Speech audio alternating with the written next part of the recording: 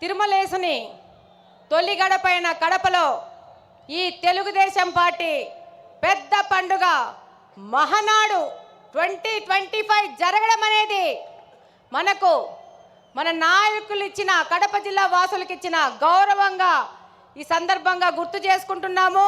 ఈ కార్యక్రమానికి వచ్చిన మన పూజ్యులు గౌరవనీయులు తండ్రి సమానులు అధ్యక్షులు గౌరవ ముఖ్యమంత్రి గారికి, అలానే పార్టీ జాతీయ ప్రధాన కార్యదర్శి శ్రీ నారా లోకేష్ గారికి, అలాగనే తెలుగుదేశం పార్టీ అధ్యక్షులు పల్లా శ్రీనివాసరావు గారికి, మరియు తెలుగు రాష్ట్రాల నలుమూల నుండి వచ్చిన గౌరవ మంత్రివర్యులు, ఎంపీలు, ఎమ్మెల్సీలు, ఎమ్మెల్యేలు, అన్ని జిల్లాల అధ్యక్షులు, ఇన్ఛార్జీలు, అలాగనే నాయకులు, కార్యకర్తలు, ముఖ్యంగా మన కార్యకర్తలందరికీ చేతులెత్తి ధన్యవాదాలు తెలియజేసుకుంటున్నాను.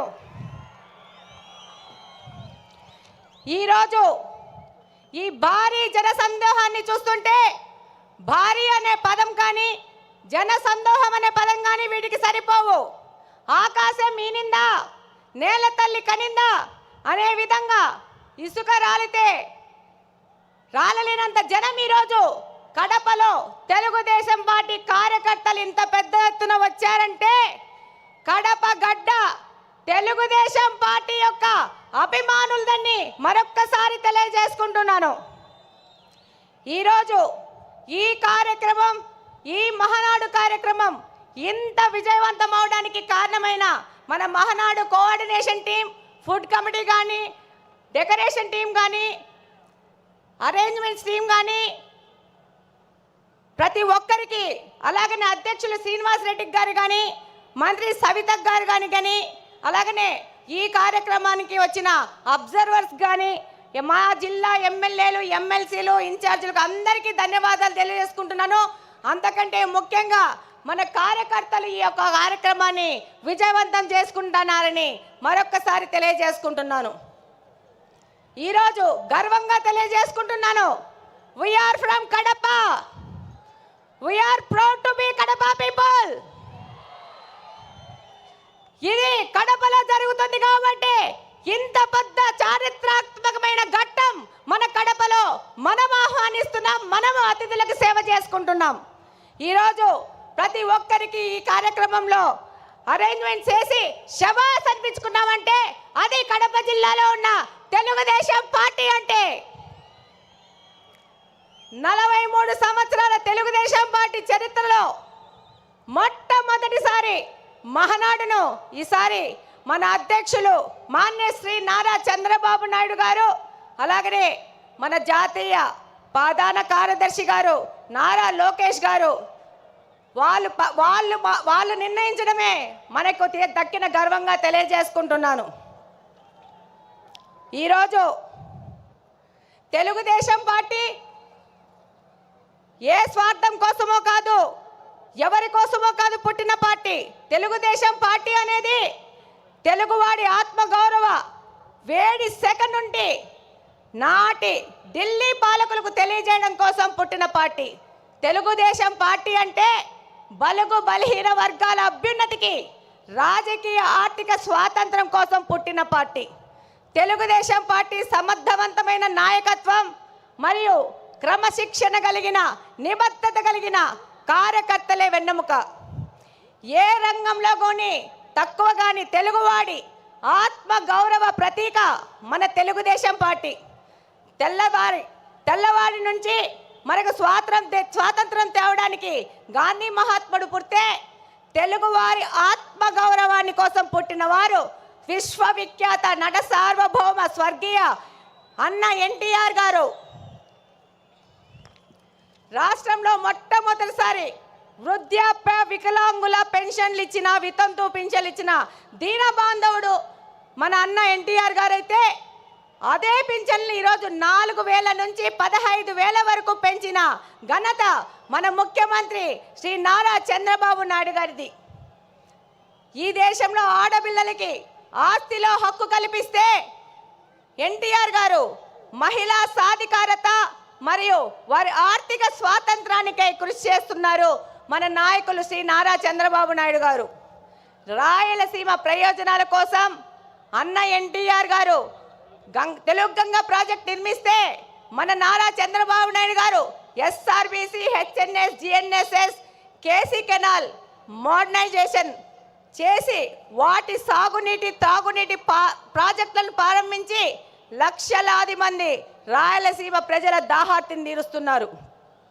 మన ప్రియతమ నాయకుడు నారా చంద్రబాబు నాయుడు గారు ఎన్టీఆర్ ఆశయాలను, ఆదర్శాలను, సిద్ధాంతాలను ముందుకు తీసుకెళ్తూనే పరిపాలనలో, సంక్షేమంలో కానీ, అభివృద్ధిలో కానీ ఆయన తీసుకొచ్చినన్న సంస్కరణలు ఈ దేశంలో మరెవ్వరూ తీసుకురాలేదనడానికి సందేహమే లేదు.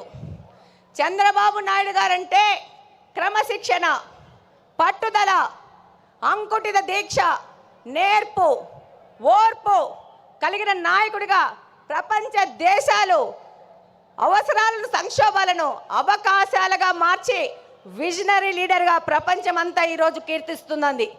అందుకే రాష్ట్ర అభివృద్ధి అనగానే ఎవరి పేరు గుర్తొస్తుంది? నారా చంద్రబాబు నాయుడు గారి పేరు గుర్తొస్తుంది. మనకి నదులు, వాటిపైన కట్టలు, ఆనకట్టలు కనబడితే మన నాయకుడికి నదుల అనుసంధానం గుర్తుకొస్తుంది. దాని కార్యరూపమే పట్టిసీమ ఎత్తిపోతల పథకం. పోలవరాన్ని పూర్తి చేసి కృష్ణా జలాలను బనకచెల్ల రిజర్వాయర్ వరకు తీసుకొస్తే రాయలసీమ అభివృద్ధిని ఆపే శక్తి ఎవ్వరికీ లేదని ఈ సందర్భంగా తెలియజేసుకుంటున్నాను. ఆయన యొక్క ఆలోచనల ప్రతిరూపమే ఈరోజు ఐటీ రెవల్యూషన్స్ను, సాఫ్ట్వేర్ రంగానికి 194 దేశాలలో మన తెలుగువారు ఈరోజు వెళ్ళి ఆర్థికంగా అభివృద్ధి చెందుతున్నారంటే అది మన నాయకుడు నారా చంద్రబాబు నాయుడు గారి యొక్క ఘనతనే.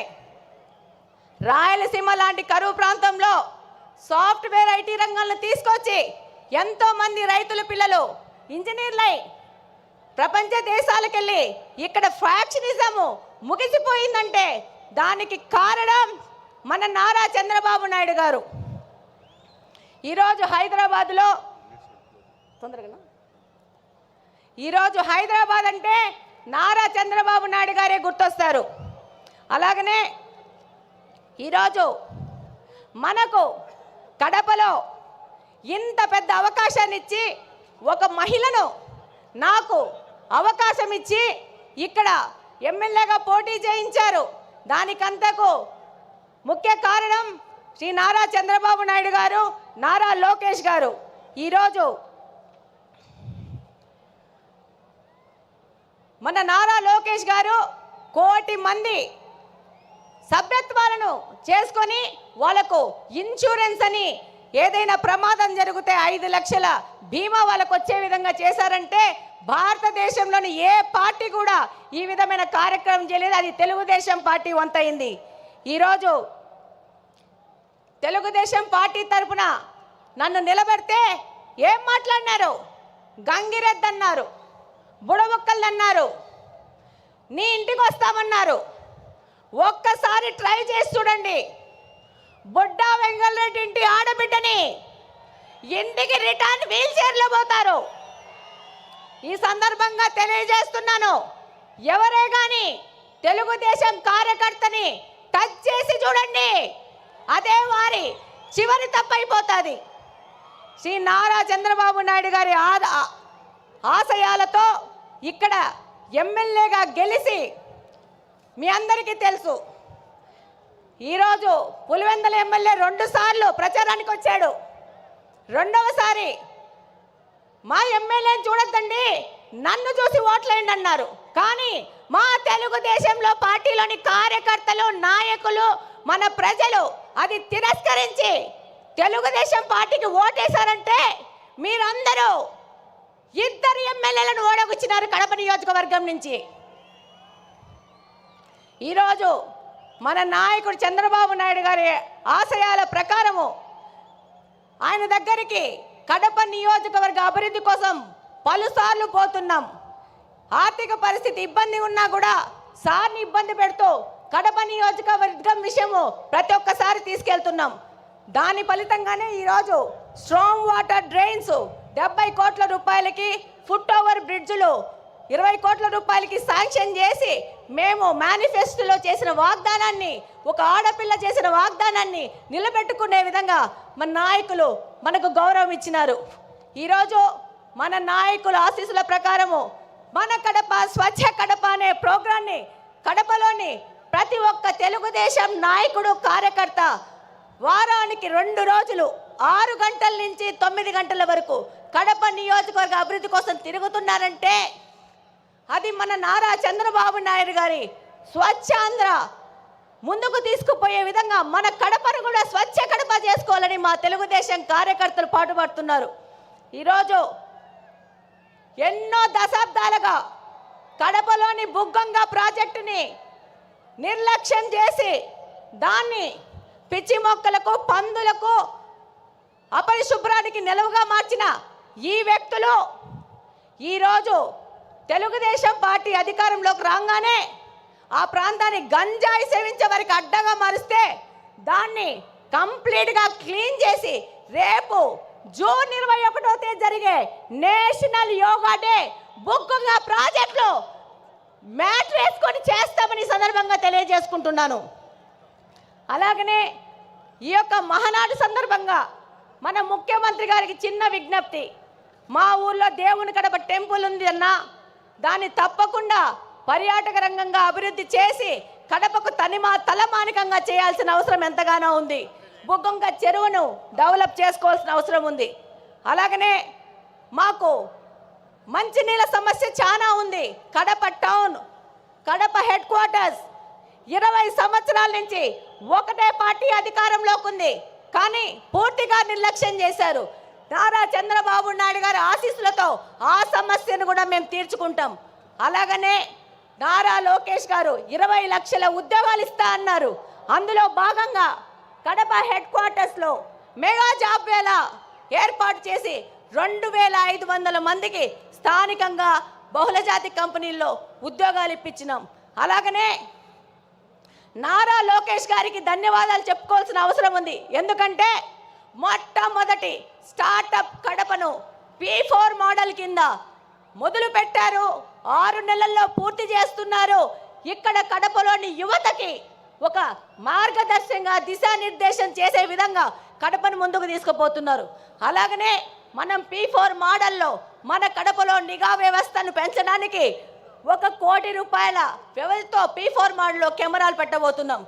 చివరిగా కడప అనేది ఎవరి అడ్డాగడ్డా కాదు, ఇది కడపలో నివసిస్తున్న ప్రజల అడ్డా, కడప ప్రజల గడ్డ. తెలుగుదేశం పార్టీ ఇందాకనే మీరు చూసింటారు, దాదాపు 15 మంది నాయకులు తెలుగుదేశం పార్టీ నాయకులు నిలబడ్డారు. మేమందరం తెలుగుదేశం పార్టీ కార్యకర్తలను ప్రజల దగ్గరికి తీసుకుపోయి వాళ్ళ ద్వారా మా ద్వారా ప్రజాసేవ చేస్తూ ఇది ప్రజల అడ్డా అని తెలియజేస్తున్నాం. అలాగనే నాకు ఈ మహావేదికలో మాట్లాడే అవకాశం కల్పించిన ప్రతి ఒక్కరికి ధన్యవాదాలు తెలియజేసుకుంటూ సెలవు తీసుకుంటున్నాను. జై హింద్, జై తెలుగుదేశం.